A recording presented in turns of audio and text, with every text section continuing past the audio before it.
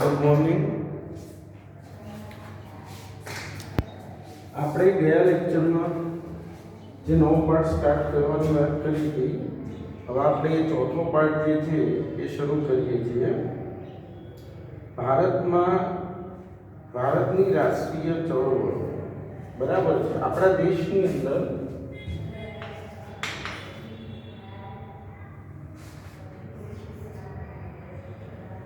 આપણા દેશમાં આઝાદી માટે જે અલગ અલગ ચળવળો કરવામાં આવી એની અહીંયા ચર્ચા છે કે ભારતને આઝાદી અપાવવા માટે 1857ના સંગ્રામથી માંડીને જે અલગ અલગ ચળવળો છે, અસહકારનું આંદોલન હોય કે ખિલાફત આંદોલન હોય, એ બધી ચર્ચા આ પાઠની અંદર છે. તો સૌપ્રથમ પાઠ નંબર જે 4 છે એ આપણે શરૂ કરીએ છીએ, બરાબર છે. ભારતની રાષ્ટ્રીય ચળવળ.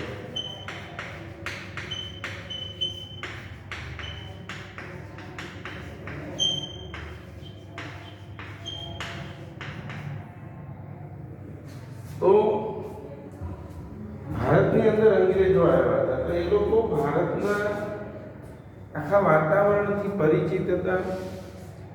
જે દેશની અંદર જે અંદરો અંદર ઝઘડાઓ હતા ભારતના લોકોમાં, અંદરો અંદર જે કેવી રીતે લડાવવા અને કેવી રીતે ભારત ઉપર પોતાનું આધિપત્ય જમાવવું, એ બધી જ બાબતથી તેઓ પરિચિત હતા.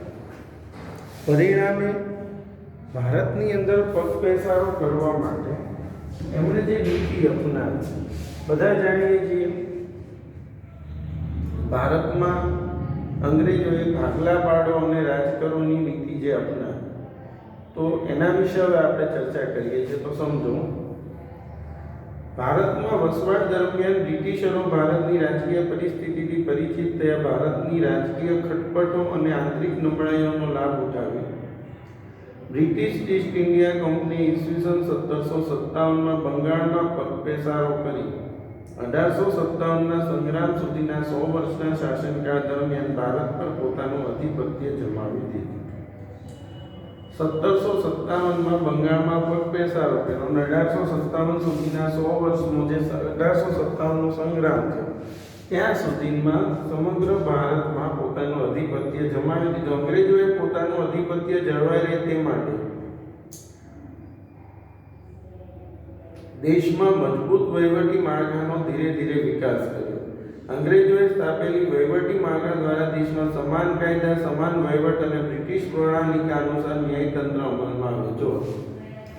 એણે આખા દેશની અંદર પોતાનો આધિપત્ય રહે એટલા માટે શું કર્યું? સમગ્ર દેશમાં સમાન કાયદા, સમાન વહીવટી માળખું અને સમાન ન્યાયતંત્ર, કે આખા દેશના કાયદા સમાન, ન્યાયતંત્ર પણ સમાન અને વહીવટી માળખું પણ સમાન. એટલે બે અલગ અલગ પ્રદેશોનું માળખું અલગ અલગ ન હોય, આખા દેશનું માળખું એક સમાન, એવી નીતિ એને અપનાવી. આમ છતાં ભારતમાં રહેનારા અંગ્રેજોએ ઇંગ્લેન્ડને વધુ લાભ થાય તેવા કાયદાને વહીવટની સ્થાપના કરી. પણ એમના જેટલા કાયદાઓ હતા એ કેવા હતા? તો કે જેનાથી ઇંગ્લેન્ડને વધુ લાભ થાય, ભારતને નુકસાન થાય અને ઇંગ્લેન્ડને એનાથી વધુ ને વધુ ફાયદો થાય, એ લોકો વધુ ને વધુ રૂપિયા અહીંયાથી કમાઈ શકે, એવા કાયદાઓ અને વહીવટની સ્થાપના કરી. અંગ્રેજોએ ભારતના ભોગે ઇંગ્લેન્ડને સમૃદ્ધ બનાવી ભારતનું સૌથી વધુ આર્થિક શોષણ કર્યું. એટલે ભારતના ભોગે ઇંગ્લેન્ડને સમૃદ્ધ બનાવ્યું અને ભારતનું સૌથી વધુ શોષણ કર્યું. હવે 1857નો સંગ્રામ યાદ રાખો. 1857નો સંગ્રામ એ એનું જ પરિણામ હતું કે અંગ્રેજોએ જે નીતિઓ અપનાવી એના લીધે દેશના લોકો જે છે એમાં એક વાતાવરણ એવું ઊભું થયું હતું કે ભાઈ હવે આપણે આ અંગ્રેજો સામેની જે લડાઈ છે મજબૂત કરવી જોઈએ. અંગ્રેજો છે એની સામે આપણે આઝાદી મેળવવી. પરિણામે આ સંગ્રામ થયો. તો જે 1857નો જે સંગ્રામ છે ભારતમાં, 1857નો સ્વાતંત્ર્ય સંગ્રામ થવા માટે રાજકીય અસંતોષ, આર્થિક શોષણ, સામાજિક અને ધાર્મિક પરિબળો, લશ્કરી પરિબળ તેમજ તત્કાલીન પરિબળ જેમાં એનફિલ્ડ રાઇફલને લશ્કરમાં દાખલ કરવાની નીતિ, એનફિલ્ડ રાઇફલ હવે આમ તો ઘણા બધા કારણો હતા, બરાબર છે. અસંતોષ હતો અંગ્રેજો પ્રત્યે, આર્થિક શોષણ કરતા હતા એ લોકો, સામાજિક આર્થિક પરિબળો હતો, પણ આ બધા જ પરિબળોની વચ્ચેનું એક એવું પરિબળ હતું, એ શું હતું? એનફિલ્ડ રાઇફલનો ઉપયોગ. એનફિલ્ડ રાઇફલ કે જેમાં ડુક્કરની ચરબીનો, એના માંસનો ઉપયોગ થતો હતો, અને એ માંસ છે એનો ઉપયોગ થતો હતો, એના લીધે થઈને એનો ઉપયોગ ન કરી શકાય, બરાબર છે, ગાય અને ડુક્કરની ચરબી. એટલા માટે એનો ઉપયોગ કરવાની સામે વાંધો હતો, અને પરિણામે અંગ્રેજો સામે એક રોષ ભભૂક્યો, બરાબર છે. સંગ્રામનો પ્રથમ શહીદ 1857ના સંગ્રામનો પ્રથમ શહીદ કોણ હતો? તો પ્રથમ શહીદ મંગળ પાંડે. મંગળ પાંડે 1857ના સંગ્રામનો પ્રથમ શહીદ કોણ હતો? મંગળ પાંડે, બરાબર છે. તો આ સંગ્રામમાં નાના સાહેબ, તાત્યા ટોપે, રાજા કુંવરસિંહ, રાણી લક્ષ્મી, બહાદુર શાહ જફર વગેરે સંગ્રામકારીઓએ સામેલ થયા હતા. 1857ના સંગ્રામમાં ઘણા પરિણામો અને અસરો ઊભી થઈ, જેમાં ભારતમાં કંપની શાસનનો અંત અને બ્રિટિશ તાજના શાસનની શરૂઆત. જો અત્યાર સુધી જે ઈસ્ટ ઇન્ડિયા કંપનીનું શાસન હતું એનો અંત આવ્યો, અને એની સામે બ્રિટિશ તાજના શાસનની શરૂઆત. એટલે કે જે કંપની શાસન હતું એ ખૂબ જ શોષણ કરતું હતું, તો એના લીધે જે ઇંગ્લેન્ડના રાણી છે એણે આદેશ આપ્યો અને બ્રિટિશ શાસનની હુકુમતમાં ભારતને લાવી દીધું. કંપની શાસનની જગ્યાએ બ્રિટિશ શાસન, બરાબર. વહીવટી, લશ્કરી, સામાજિક, ધાર્મિક નીતિમાં બદલાવ વગેરેનો સમાવેશ કરી શકે. 1857નો સંગ્રામ નિષ્ફળ જવા માટે, હવે શા માટે 1857નો સંગ્રામ હતો એ નિષ્ફળ ગયો? તો 1857ના સંગ્રામની અગાઉ જાણ થઈ ગઈ અંગ્રેજો. બીજું, વહેલી શરૂઆત જે થઈ ગઈ એટલે બધી માહિતી લીક થઈ ગઈ, અને એના લીધે અંગ્રેજો સતર્ક થઈ ગયા, અને પરિણામે સંગ્રામને નિષ્ફળ થયો. પરંતુ જો એક વસ્તુ એ પણ છે કે જો નિર્ધારિત સમયે 1857નો સંગ્રામ શરૂ થયો એક જ દિવસે, તો એ જ સમયે અંગ્રેજોને ભારત છોડીને જવું પડે, એ પરિસ્થિતિ આવી. પરંતુ જે દેશના જ લોકો જે ફૂટી ગયેલા હતા ને એ લોકોએ જે અંગ્રેજો સુધી બધી વાત પહોંચાડી, પરિણામે 1857નો સંગ્રામ નિષ્ફળ રહ્યો. હવે 1857નો સંગ્રામ નિષ્ફળ જવા માટે નિર્ધારિત સમય કરતાં વહેલી શરૂઆત, કેન્દ્રીય નેતાગીરીની ઉણપ, અપૂરતો અને પછાત શસ્ત્રો, સંગ્રામકારીઓમાં રાષ્ટ્રીય ભાવના કરતાં પોતાના અંગત સ્વાર્થને પ્રાધાન્ય, યોગ્ય અને સંગઠિત નેતૃત્વનો અભાવ જેવા કારણો જવાબદાર હતા, જેનો વિસ્તૃત અભ્યાસ તમે અગાઉના ધોરણમાં કરી ગયા છો. હવે બહિષ્કાર અને સ્વદેશી ચળવળ. બહિષ્કાર અને સ્વદેશી ચળવળ.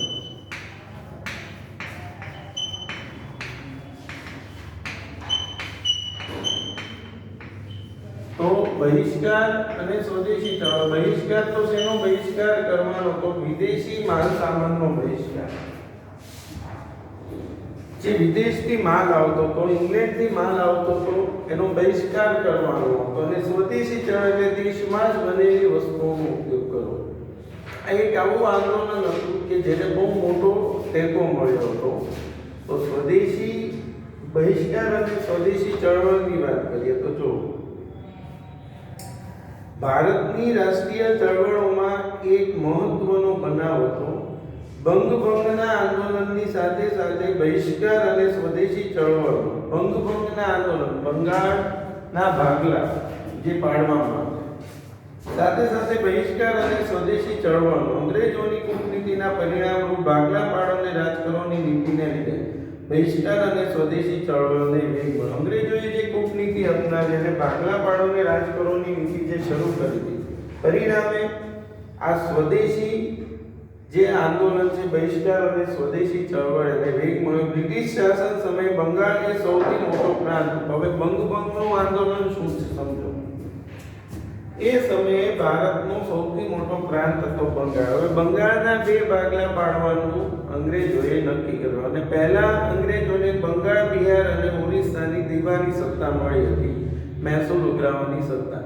તો બંગભંગનું આંદોલન થયું અને અંગ્રેજોએ ભારતના બંગાળ જે છે એના બે ભાગલા પાડવાનું જે નક્કી કર્યું ને એ ભાગલાના વિરોધમાં, બરાબર છે, જો જેમાં આજના બંગાળ, બિહાર અને ઓડિશાનો સમાવેશ થતો, તો ભારતના બીજા પ્રદેશો કરતાં બંગાળ રાષ્ટ્રીય ચેતનાનું કેન્દ્ર બિંદુ, તો આખા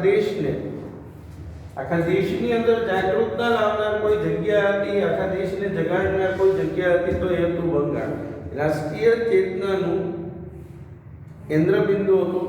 રાષ્ટ્રીય ચળવળનો વેગ અને વિચાર બંગાળમાંથી મળતો. વળી 1857ના સંગ્રામમાં હિન્દુ અને મુસ્લિમ એક સાથે અંગ્રેજો સામે લડ્યા હતા. તેથી ભાગલા પાડો અને રાજ કરોની અંગ્રેજોની કૂટનીતિ દ્વારા કોમવાદને ઉત્તેજન આપવા માટે ભાગલા પાડવામાં આવ્યા હતા. અને અંગ્રેજોએ શા માટે આ બંગાળના ભાગલા, તો એક પ્રાંતમાં હિન્દુઓ વધુ ને બીજા પ્રાંતમાં મુસ્લિમો વધુ, એ રીતે બંગાળના બે ભાગલા પાડ્યા હતા. અને હિન્દુઓ અને મુસ્લિમો વચ્ચે જે કોમી ખટરાવ ઊભો થાય, અંદરો અંદર ઝઘડાઓ થાય, એના માટે આ પગલું ભર્યું હતું.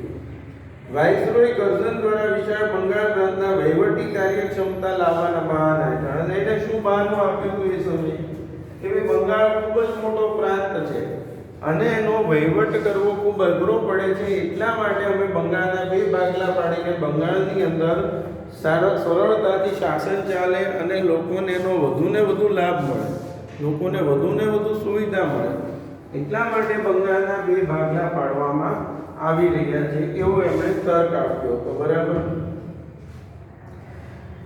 તો બંગાળના બે ભાગલા પાડનાર કોણ હતા?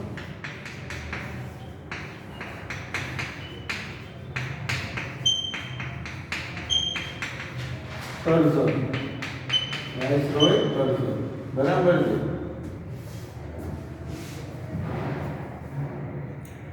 તો જો વાઇસરોય કર્ઝન દ્વારા બંગાળના વહીવટી કાર્યક્ષમતા લાવવાના બહાના હેઠળ પૂર્વ બંગાળ અને પશ્ચિમ બંગાળે બે ભાગલા પાડ્યા.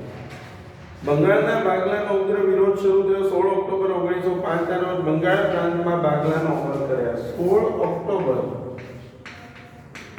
1905 ના રોજ બંગાળમાં પ્રાંતના ભાગલાનો અમલ કરાયો. તે દિવસ સમગ્ર બંગાળ પ્રાંતમાં રાષ્ટ્રીય શોક દિન તરીકે મનાવાય. બંગાળના લોકોએ એ દિવસને રાષ્ટ્રીય શોક દિન તરીકે મનાવ્યો, કારણ કે બંગાળ જે ભાગમાં વહેંચાઈ ગયું હતું એટલા માટેનો વિરોધ કરવા તે દિવસને રાષ્ટ્રીય શોક દિન તરીકે મનાવ્યો.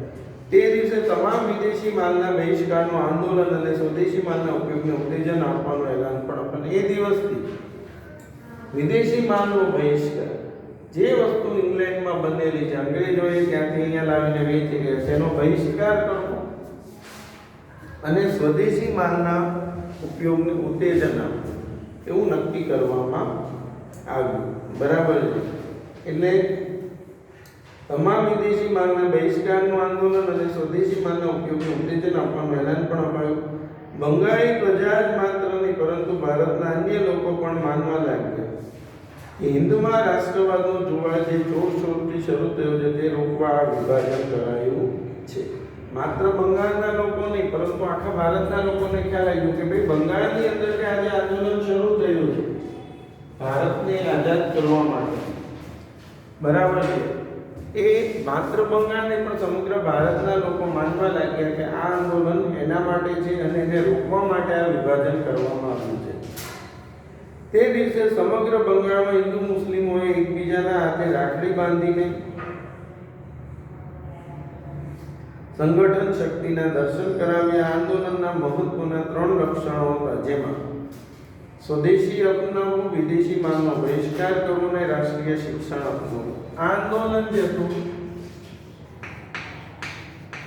એના મહત્વના 3 પાસા હતા.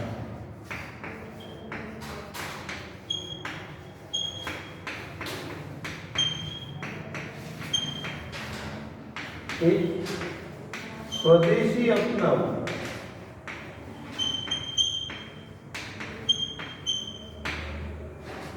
વિદેશી માલનો બહિષ્કાર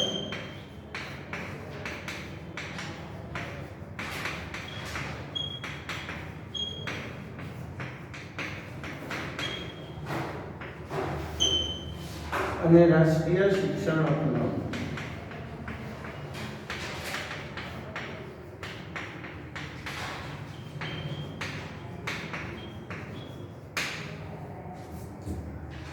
સ્વદેશી આંદોલનથી ભારતને ખૂબ લાભ થયો, જ્યારે વિદેશી માલના બહિષ્કારને પરિણામે ઇંગ્લેન્ડના વેપારને મોટો ફટકો પડ્યો. જો આપણે આજે આંદોલન શરૂ કર્યું તેનાથી સ્વદેશી આંદોલનથી દેશના વેપારીઓને ખૂબ લાભ થયો વેપારમાં, અને ઇંગ્લેન્ડના વેપારને મોટો ફટકો પડ્યો. માન્ચેસ્ટરથી આવતું કાપડ બંધ થયું. ઇંગ્લેન્ડમાં જે માન્ચેસ્ટરથી જે કાપડ બંધીને આવતું હતું એ બંધ થઈ ગયું. ઇંગ્લેન્ડથી આયાત થતા ખાંડ, બૂટ, સિગારેટ, તમાકુ વગેરેની આયાતો પણ ઘટી. ખાંડ, બૂટ, સિગારેટ, તમાકુ આ બધી આયાતો પણ ઘટી અને ભારતમાં બનેલા કાપડનું વેચાણ વધ્યું. બરાબર, ઇંગ્લેન્ડથી આવતું આ કાપડ બધી વસ્તુઓ બંધ થઈ ગઈ અને ભારતના કાપડનું વેચાણ વધ્યું. સ્વદેશી માલ બનાવવાના કારખાના શરૂ થયા. બંગાળ ઉપરાંત હિન્દના અન્ય પ્રાંતમાં પ્રદેશો પંજાબ, યુપી, મધ્યપ્રદેશ, મુંબઈ, મદ્રાસ વગેરે પ્રાંતોમાં પણ લડતના પ્રત્યાઘાતો પડ્યા.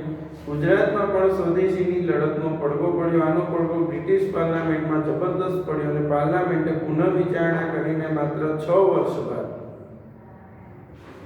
બંગાળના ભાગલા રદ કરવા પડ્યા. એટલે કે જે બંગાળના બે ભાગ પાડ્યા હતા, જે સ્વદેશી આંદોલનથી ઇંગ્લેન્ડના વેપારને ફટકો પડ્યો, માન્ચેસ્ટરથી આવતું કાપડ બંધ થઈ ગયું, તેમની સિગરેટ, તમાકુ બધી જ વસ્તુનું વેચાણ બંધ થઈ ગયું. એનાથી ઇંગ્લેન્ડના વેપારને ખૂબ જ મોટો ફટકો પડ્યો અને એના પડઘા જે બ્રિટિશ પાર્લામેન્ટમાં પડ્યા કે ભાઈ આ જે બંગાળના ભાગલા પાડવામાં આવ્યા છે એના લીધે આપણો વેપાર ધંધા ઘટી રહ્યા છે અને લોકોમાં રાષ્ટ્રવાદનો જુવાળ ફેલાઈ ગયો. પરિણામે 6 વર્ષ બાદ તેમણે 1911 જે બંગાળના આપણે ભાગલા પાડ્યા હતા તેને રદ કરવા પડ્યા. હિન્દવાસીઓનો એક યાદગાર વિજય હતો, સંગઠન શક્તિનો વિજય હતો, અંગ્રેજ શાસન વિરુદ્ધ જાગૃત થયેલી નવી ચેતનાનો નોંધપાત્ર વિજય હતો. હવે મુસ્લિમ લીગની વાત કરીએ તો મુસ્લિમ લીગ 1961 આ મુસ્લિમ લીગની સ્થાપના પાછળનું કારણ એક જ હતું, ભાગલા પાડોને રાજ કરો. હિન્દુઓ અને મુસલમાનો વચ્ચે કોમી વૈમનસ્ય ઊભું કરવા માટે જ આ મુસ્લિમ લીગ સ્થપાઈ. તો જો મુસ્લિમ લીગ અંગ્રેજો ભાગલા પાડો અને રાજકારણની નીતિ અપનાવી હિન્દુ અને મુસ્લિમ વચ્ચે વૈમનસ્ય ઊભું કરવા માંગતા હતા. તે સમયના વાઇસરોય મિન્ટો અને હિન્દી વજીર મોલ્લે મિન્ટો જેને કહેવાય, મિન્ટો અને મોલ્લે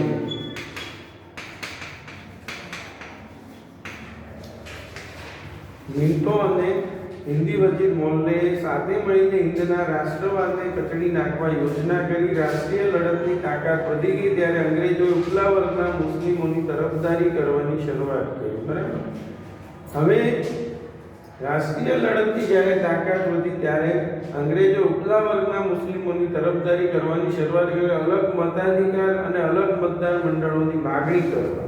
અંગ્રેજોએ શું કર્યું? મુસ્લિમોને ઉશ્કેર્યા અને અલગ મતદાર મંડળ અને અલગ બરાબર છે અલગ મતદાર મંડળની માગણી કરવા, એક મુસ્લિમ સંગઠનની રચના કરવા, મુસ્લિમોના એક જૂથને સમજાવવામાં અંગ્રેજો સફળ રહ્યા. પરિણામે મુસ્લિમ લીગની સ્થાપના ઈસવીસન 1906 માં. એટલે મુસ્લિમોને એ લોકોએ એ રીતે કીધું કે ભાઈ તમે તમારા હકની માગણી કરો, તમે તમારા અલગ વિભાગોની માગણી કરો, અને એ રીતે મુસ્લિમ લીગની સ્થાપના થઈ. આ સંસ્થાની સ્થાપનામાં મુસ્લિમોના ધાર્મિક વડા આગા ખાનના રહ્યા અને આના મુખ્ય જે વડા છે એ કોણ હતા? આગા ખાન. બરાબર છે. મુસ્લિમોના ધાર્મિક વડા આગા ખાન, ઢાકાના નવાબ સલીમુલ્લાહ ખાન, વાઇસરોય મિન્ટો અને તેના ખાનગી મંત્રી ડનલોપ સ્મિથે મહત્વની ભૂમિકા ભજવી હતી. મુસ્લિમો કોંગ્રેસના વાર્ષિક અધિવેશનમાં હાજર ન રહે તે માટે કોંગ્રેસના અધિવેશનના દિવસોએ જ મુસ્લિમ લીગનું વાર્ષિક અધિવેશન ગોઠવવામાં આવ્યું. જે દિવસે કોંગ્રેસનું અધિવેશન હોય એ જ દિવસે મુસ્લિમ લીગનું અધિવેશન ગોઠવ્યું, એટલે મુસ્લિમો કોંગ્રેસના અધિવેશનમાં હાજર રહે નહીં. બરાબર છે. આમ અલગ પ્રતિનિધિત્વની માગણી મુસ્લિમોની નહીં પરંતુ અંગ્રેજોની નીતિની જ નિપજ હતી. એટલે આ અલગ પ્રતિનિધિત્વની માગણી ખરેખર મુસ્લિમોની ન હતી પરંતુ કોની હતી? અંગ્રેજોની નિપજ. એ લોકો ઈચ્છતા હતા કે કોઈ પણ ભોગે ભાગલા પડે, અંદરો અંદર લોકો ઝઘડા કરે અને તેઓ પોતાનું શાસન ચલાવે. મિન્ટો જ મુસ્લિમોને સહયોગી બનાવવાની નીતિની શરૂઆત કરી. તેથી મિન્ટોને કેટલાક લેખકો મુસ્લિમ કોમવાદના પિતા કહે છે. જો મુસ્લિમ કોમવાદના પિતા તરીકે કોને ઓળખવામાં આવે છે? મિન્ટોને. બરાબર છે. આ કોમવાદ ઊભો કર્યો તો એ કોણે? મિન્ટોએ. એટલા માટે તેને મુસ્લિમ કોમવાદના પિતા કહે છે. એક ઇતિહાસકાર તો ત્યાં સુધી લખે છે કે પાકિસ્તાનના સાચા સર્જક મોહમ્મદ અલી જીણા કે રહીમતુલ્લાહ નહીં, પરંતુ મિન્ટો હતા. અને એક ઇતિહાસકારે તો ત્યાં સુધી કીધું છે કે પાકિસ્તાનના સાચા સર્જક મોહમ્મદ અલી જીણા કે રહીમતુલ્લાહ ન હતા, પરંતુ મિન્ટો હતા. ત્યારથી જ હિન્દુ મુસ્લિમ સંઘર્ષ વધ્યો અને છેવટે હિન્દના ભાગલામાં પરિણમ્યો. એટલે આજે હિન્દના જે ભાગલા પડી એના માટેનું મોટામાં મોટું કારણ હતું એ આ મુસ્લિમ લીગની સ્થાપના. અને એ મુસ્લિમ લીગની સ્થાપના અંગ્રેજોએ ભારતમાં કરાવડાવી હતી મિન્ટો દ્વારા, મોલને અને મિન્ટો દ્વારા, અને પોતાના હકોની માગણી કરે, જેથી કરીને દેશની અંદર અંદરોઅંદર ઝઘડાઓ થાય અને તેઓ પોતાનું શાસન ચલાવી શકે. બરાબર છે. એટલે મુસ્લિમ કોમવાદના પિતા તરીકે કોને ઓળખવામાં આવે છે? મિન્ટોને. અને પાકિસ્તાનના સાચા સર્જક મોહમ્મદ અલી જીણા કે રહીમતુલ્લાહ, પરંતુ મિન્ટો જેવું ઘણા ઇતિહાસકારોએ પણ લખ્યું છે. બરાબર. હવે ઉગ્ર ક્રાંતિકારી ચળવળનો ઉદ્ભવ અને વિકાસ જે છે એ આપણે આવતા લેક્ચરમાં ભણીશું.